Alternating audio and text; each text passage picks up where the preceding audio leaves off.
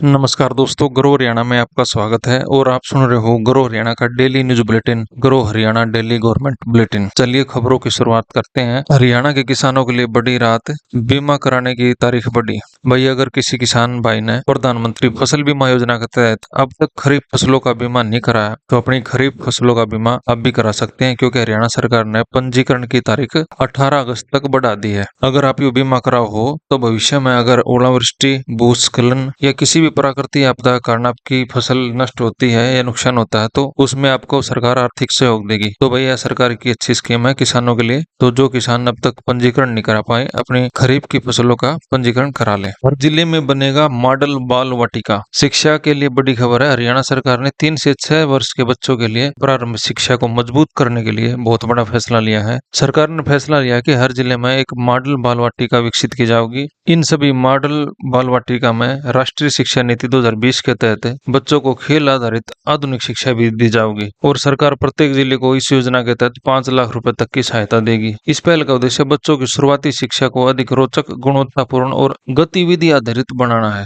ताकि बच्चे की सीखने की नींव मजबूत हो सके। हिसार में नई सुविधाओं का उद्घाटन। मुख्यमंत्री नायब सिंह सैनी ने हिसार में ओपी जिंदल मॉडर्न स्कूल में नई शिक्षा सुविधाओं का उद्घाटन किया। इस दौरान नई स्मार्ट कक्षाओं, आधुनिक प्रयोगशाला और तकनीकी उपकरणों का भी शुभारंभ किया गया। मुख्यमंत्री नायब सिंह सैनी ने कहा, शिक्षा में किया गया निवेश भविष्य में भारत के लिए किया गया निवेश है और आधुनिक शिक्षा ही विकसित हरियाणा और विकसित भारत को मजबूत बनाएगी। 13 अगस्त को होगी हरियाणा कैबिनेट बैठक। हरियाणा मंत्रिमंडल की अगली बैठक 13 अगस्त 2026 दोपहर 3 बजे हरियाणा के सिविल सचिवालय चंडीगढ़ में होगी। मुख्यमंत्री नायब सिंह सैनी की अध्यक्षता में होने वाली इस बैठक में कई महत्वपूर्ण सरकारी प्रस्ताव और नीतिगत निर्णयों पर चर्चा होने की संभावना है। हरियाणा बोर्ड के विद्यार्थियों के लिए जरूरी सूचना। जिन विद्यार्थियों ने वर्ष 2026 में हरियाणा शिक्षा बोर्ड भिवानी 10वीं प्लस 2 करी थी और किसी विषय में कंपार्टमेंट आई थी, उनके लिए सितंबर परीक्षा के आवेदन शुरू हो चुके हैं और वहीं आवेदन रेगुलर और ओपन दोनों के लिए हैं। इसलिए जिन बच्चों ने ये फॉर्म भरने हैं, अपने फॉर्म भर दो ताकि आप सितंबर की परीक्षा में बैठ सको। HSSC की वेटिंग लिस्ट जारी। हरियाणा कर्मचारी चयन आयोग ने प्राइमरी टीचर मेवात कैडर की वेटिंग लिस्ट जारी कर दी है। जितने भी इसके कैंडिडेट हैं, HSSC की आधिकारिक वेबसाइट पर जाकर अपना नाम और दस्तावेजों की जानकारी अवश्य जांच लें।